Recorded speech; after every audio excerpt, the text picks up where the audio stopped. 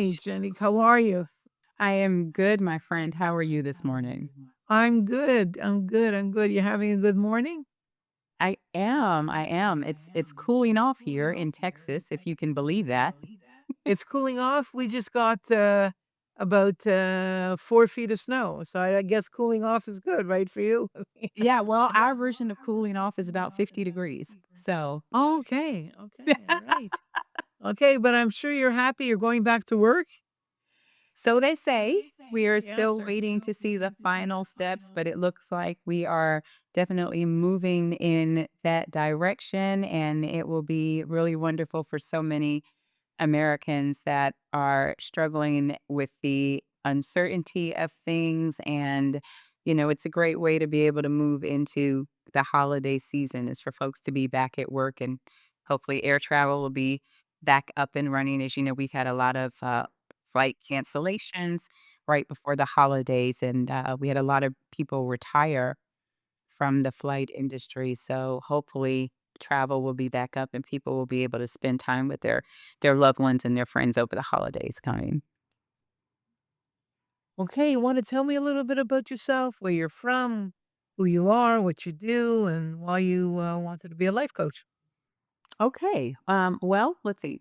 So I am Janique, as you say. I am a native New Yorker, although I don't exactly have my accent still. It still comes out every now and again.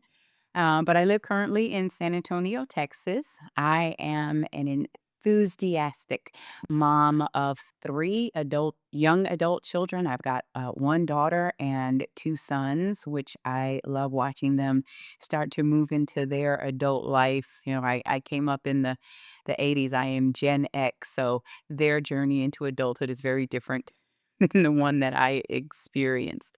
And I have an ever growing family, just extended family, nieces, nephews, godchildren, my church family. So I am really blessed in that way.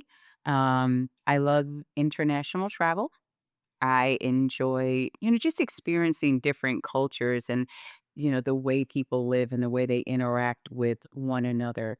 um, I am a bit of a foodie, although I'm not much of a cook per se, but I do enjoy taking cooking classes. And last but not least, I am a competitive ballroom dancer. Took a bit of a break. Yeah, right. I'm full of surprises. But it took a little break from dancing over the last year. My mom got ill earlier in the year, but I'll mention that a little bit later in my journey. By profession, I am a licensed clinical social worker, and now I am honored to say that I am also a health and life success coach. My journey to coaching really is a full one.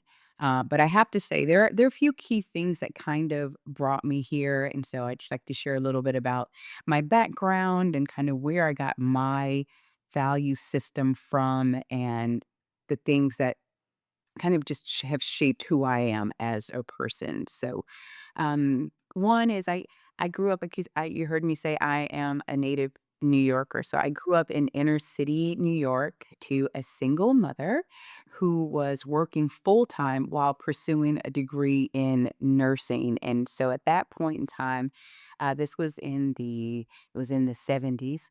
Uh, But I, like so many other children of that time, I was a latchkey kid. And so what that meant was while mom was working and mom was going to school, I would leave for school by myself. I had a key, we kind of wore a key around our necks and in our pockets and things like that. And, would get home and I had to become quite independent, right? Had to learn how to move around in a large city and maintain my safety, watchfulness. And what I got out of that is I watched my mom in her work ethic, and it taught me that if I work hard, then I can achieve my goals. So, fast forward some, I joined the military out of high school. So, I am an Army veteran, and today happens to be Veterans Day. Go figure.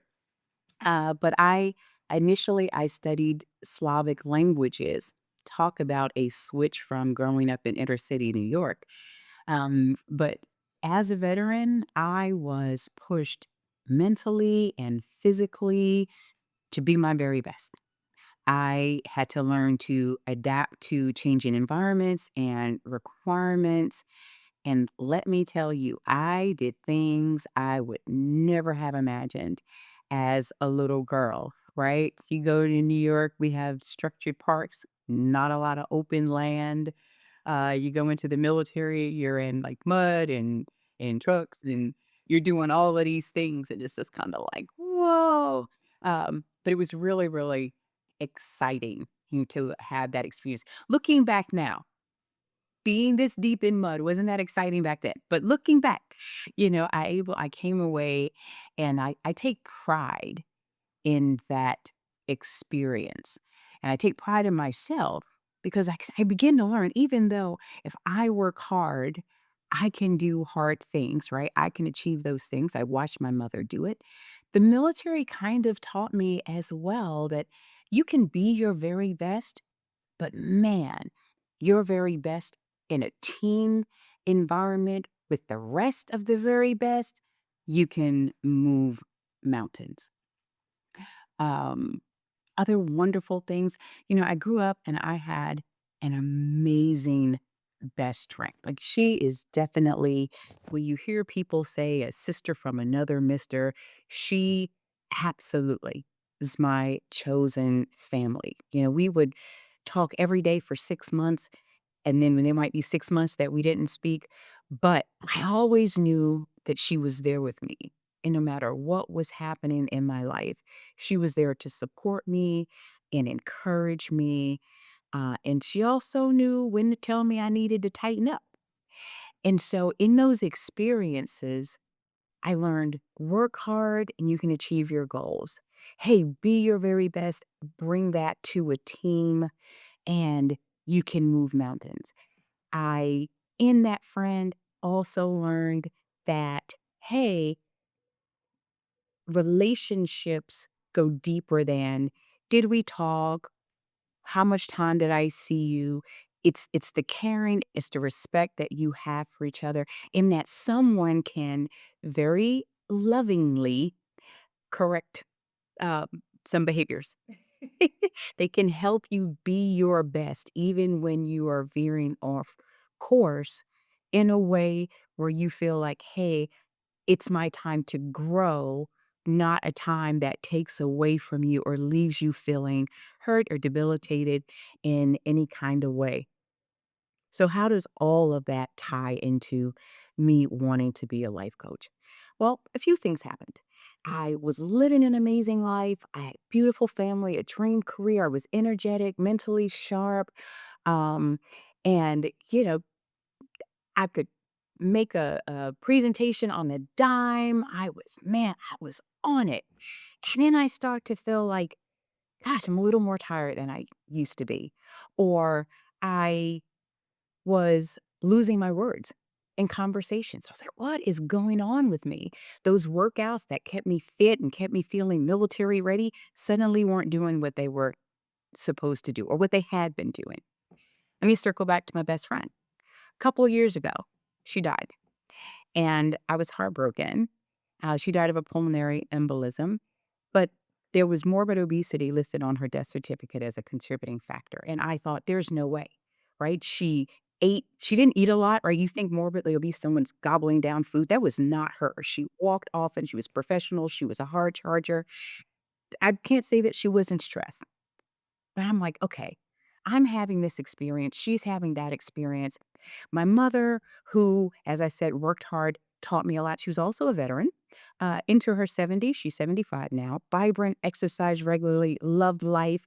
And earlier this year, she was hospitalized with a life threatening bacterial infection in her blood. This brought me to coaching.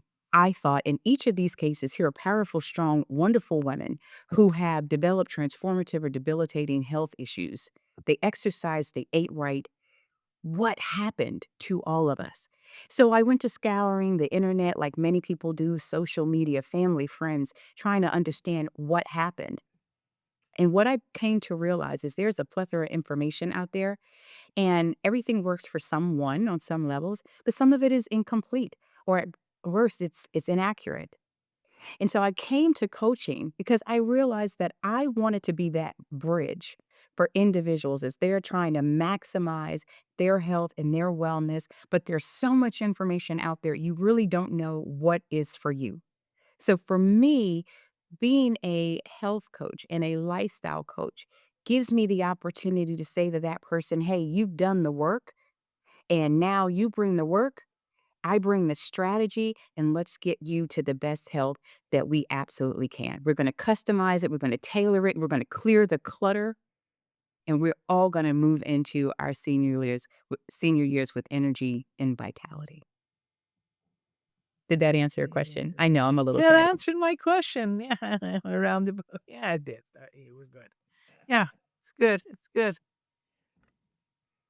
I understand the reason why about the life coach, but why at this time of your life? Why did you pinpoint it to now, not down the road? Mhm. Yeah, it was those things that I mentioned.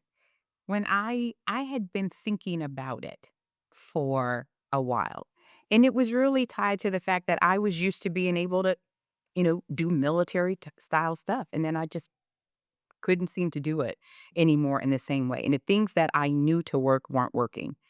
And I didn't know why. I didn't know I was going into perimenopause. No one told me. I remember talking to other women and going, I cannot hold a conversation. I cannot. And they'd go, oh, yeah, girl, that's menopause. You're gonna feel like you're losing your mind. But give it some time, get a patch, get a cream, and everything will be fine. And I thought, that's that that's not an answer for me, right? That doesn't work. I wanna understand what's going on. So I started with that experience. And then losing my best friend and saying, wait, she did all the things that we think we should do. And so that it hit hard to see that on her certificate. And then when my mom just this year, when my mom came around, my kids were like, "Oh boy, Granny's going to wear us out. She's going to take us outside. She's going to take us to the park. She's going to do all the things. She takes them on trips." To see her in the hospital with tubes and wires and pumps and altered mental status, I was like, "What is going on? What is the status of our health?" And while she was in the hospital is when I enrolled in Jay Shetty's program. And I also, signed up for another couple of transformational nutrition and functional nutrition programs as well. And I did that all sitting in a hospital room with her, looking at her going, this cannot be health for women like us or any woman, but it definitely was going to be women like us. We were She's she is better. Oh, wow. She was out visiting here for a little bit. She still has a little bit of issues. They still have her on a little bit of medication, but when I tell you they cleared her to go back to the gym, she called me up. They said I can't go back. And I thought maybe you should take it easy. People everywhere like your mom does not look like she is 75 years old. But when she was in that state, it was a different person. She's got her energy back, her vitality back, and, you know, in all that we discovered, food and nutrition is such a major part of our health journey. And so all of those things combined pushed me across the line at this time to get it done. Okay.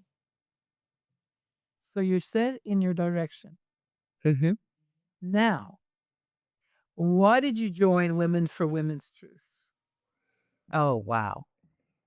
When you called and said, "Hey, I've got an idea," and you said, "Women empowerment internationally," I was like, "Sign me up, I'm in. I'm in." I didn't have to know a whole lot more than that. Uh, the social worker in me leaped out of my spirit because I went into social work again, coming up in the inner city and seeing, although I had a mom that was able to make things happen, other people struggled and they continue to struggle. So the opportunity to take my passion, which is giving information, educating, and empowering people to be who they want to be in a life the way they want to be it to be, I was in. And then to meet the amazing other women on, on this team from all over the world and all their stories, it couldn't have been a better setup. You know, it's funny you said premenopausal. I went to, a seminar on it, 2 weeks ago, and all these women were premenopausal or menopausal. And, what was it's funny it's not funny, but everybody thinks there's a postmenopausal. No, no, no. There's no such thing as postmenopausal. We're on you once you're in it, you're in it. There's nothing so, but I in the crowd, there were all walks of life, uh, you could see, and each and every they were I mean, most of the group was in their 50s, 60s, of course, some young, some 40-ish, um, and I saw their struggle. I literally because they opened up the floor, and, you hear these women talk, and, a lot of them, you saw how they were dressed, so a lot of them, are, wealthier, and there were some poorer, but you would think that, at this point in their life, they can cope with it or they can understand it, and they can't. And this is the topic we will do together on one of our webinars. I don't know. Obviously, our group is a lot of them in their 40s. They're not there yet, but I'm sure they have parents or somebody that they've seen. And I want to do one. And I saw the women struggle, honestly, and literally cry in this group. And, you know, I was thinking today, as women, we grow up and, at between 10 and 13, we get our periods, we menstruate, and then, as we get older, we have challenges with, relationships, Mm. um, sexuality, and then we go into trying to find ourselves in our 20s, women struggle. And then we marry in our 30s or 40s and we have children. And in the interim, we have a career. And Mhm. then in our 50s and 60s, we find loss with our parents, sometimes even siblings. And we carry forward our children, our partners, our mothers and fathers, and everybody else around us who we love. To me, um, I wonder how some of us really get through it and stay strong. And, as I found out through this journey, a lot of us don't, Mm. as women. I'm not saying men don't struggle. I'm not saying of course, men have their struggles. Um, but women tend to have the greater of the struggle due to being mothers and careers and, always being, even your partner leans on you. Yes, you lean on him, but he tends to lean on you more. So what I'm gonna ask you this question now. Where do you think and how do you think, as WFWT, will we go with this group? And how do you feel how we can help people through this group? Not personally in our practice, but through this group around the world. How can we help women around the world using this group as our platform? I believe we can be that, it may sound a little cliche, but that band of sisters. When you can have a conversation with someone, that sometimes it's not even about knowing that they've been through your exact thing. They don't necessarily need to, but having someone that shows you caring and compassion, is willing to hear you, sometimes that's a lot of the fight, to know that there's someone out there that supports you and they validate those concerns that you have and they let you know you are not alone, you're not crazy. These things are happening. And to share ideas or strategies or techniques that may be helpful, in alleviating some of that distress or sharing their own stories to just say, you know what? I'm not the only one. I'm not out there on an iceberg. I am not going through something unknown or or non understood, right? There is someone out there that can connect with me and be a support. I mean, we don't know what folks are going to call in for, and we know we all go through those lives, and life isn't necessarily seen as a struggle for everybody. We go through those things and we navigate it effortlessly for some. Some, they could use a little more support. I think we've got such a variety of backgrounds and strengths that we have someone that can really connect with most anyone that calls. And I think that's the gift that we'll bring to to this mission. The key is, how do we get them to call? Because as you know and I know, because Hmm. we're not, 30 anymore, there's a lot of women who, hide behind their feelings, they struggle and they don't want anybody to know, and they don't wanna blurt it out, and as much as they struggle and are unhappy, they never get out of it because they don't have the courage. How do we make the women call and get the courage to open up, to say, to speak, even though we're gonna tell our stories? It doesn't mean they wanna tell theirs, because a lot of them, unfortunately, nobody knows their stories, even their closest friends, their partners, their parents, siblings, they hide it throughout their life. How do we get them to call? Well, they have to know that we're there. And so, the work that you've been doing on social media to say, here's what's out there. And the hope is as we communicate those things within our own platforms, however we have it, and we share the message with our family, friends, or colleagues or individuals that we say, hey, help me get this out, or just check it out. Just see what you think about it. Social media is flooded with people to call and helplines. There are taglines everywhere. And I recognize that it is going to be potentially a challenge to go, why do you want to click this link? What are we gonna say that is different than anybody else that's out there that's saying that has a similar message? Because empowerment is a huge message right now, encouragement, support. Everybody's saying the same thing. Social media, AI, it's got everybody's messaging as the same. So the thing is, we push it out, and word of mouth is still incredibly powerful as a communication tool. "Hey, I heard this thing. Hey, you know what? I heard somebody say this or that." It's gonna be a challenge because no matter how good your product is, it has to get to the consumer, right? It has to get to the customer.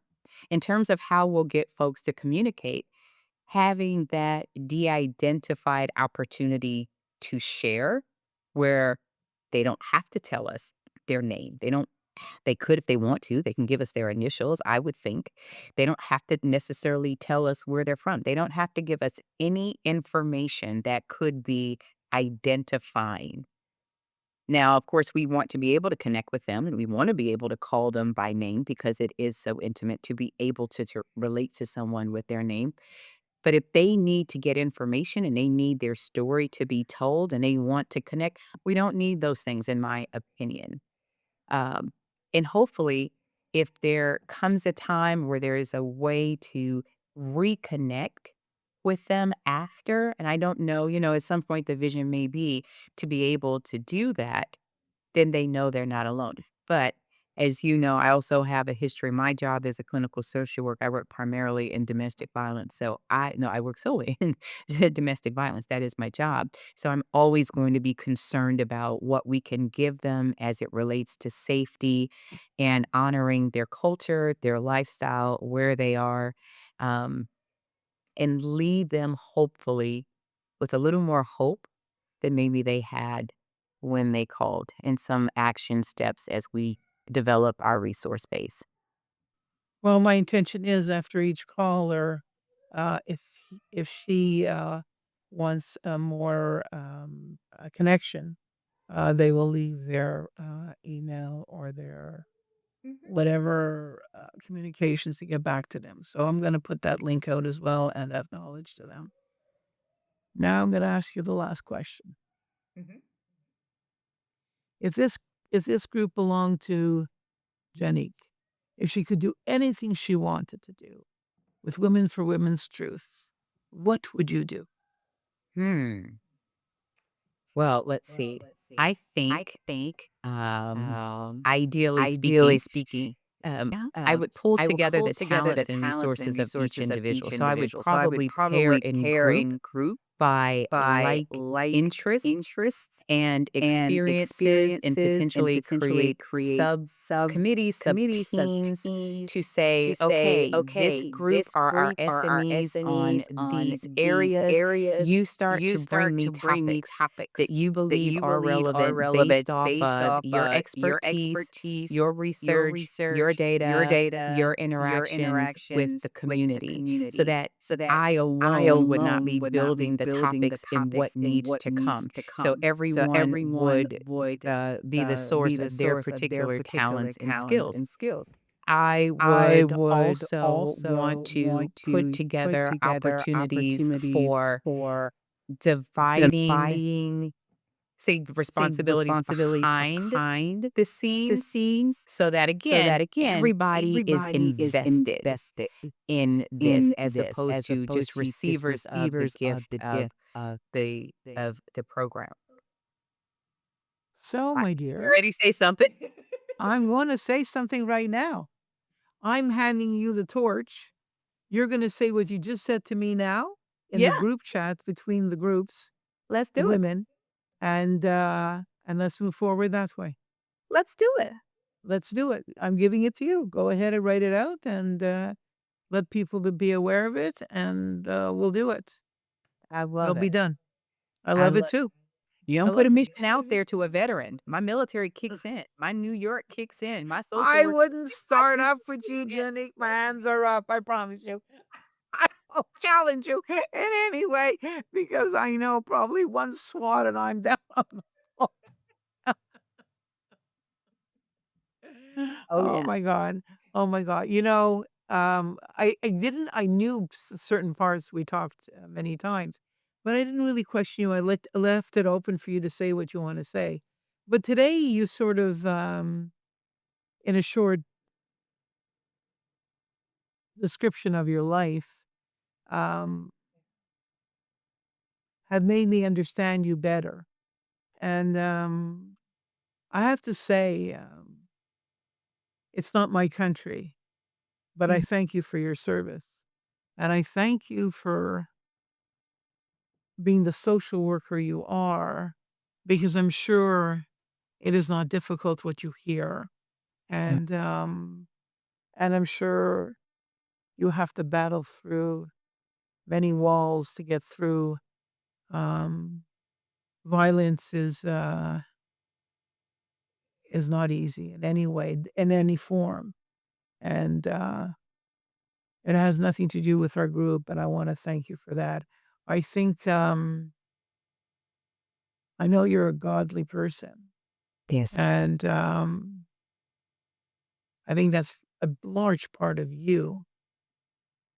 And we need not just women; we need more people like you in this world, and there wouldn't be prejudice, bias. Um, and I'm waiting for that day. I've tried my whole life to find it. And unfortunately, it's worse than ever in 2025, which totally I never would have believed growing up. Mhm. But we had less bias and Yeah. I I don't know where we're headed, but I know I want this group, WFWT, wherever women are headed, um, in these challenges, because it's not easy just being a woman, never mind, if you're Black or you're Asian or you're not like they say, the white privileged person. And you know something? We aren't privileged. I don't even know why that terminology. We're equal and we should be looked equally. And unfortunately, politicians and people out there just, I don't know, talk nonsense. And We got to get the people in this world like me and you Mhm. to spread the word and to tell people that no matter your religion, your color, where you're from, poor or rich, that we all can be friends and care for each other. Mhm. And I want this group to bring out not only the people who are going through trauma or anxiety, the women who aren't privileged, who feel so down and out because they're not white or because they're not rich, because they don't have an education. You are who you are, and you're just as beautiful as anybody else in this world. And I want these women to call. I want us to empower them and help them become the women they truly are. And Mhm. that's what I foresee. And that's what I think you're going to help a lot in. Rock. It's my honor to be a part of a team. Thank you for inviting me into this opportunity. I thank you from the bottom of my heart, and the collaborations that we will go forward with, and especially the webinars will wake people up, and hopefully, not too far in the new year, we can go live, which my that's my goal, Mhm. with God's help, we will do it. Thank Sure. you. Thank you for coming this morning. Of Thank you for course. being a part of the group, and thank you for your wisdom. Thank you. Thank you. Have a wonderful day, my dear. All right. Bye-bye. Be well. Bye-bye, dear.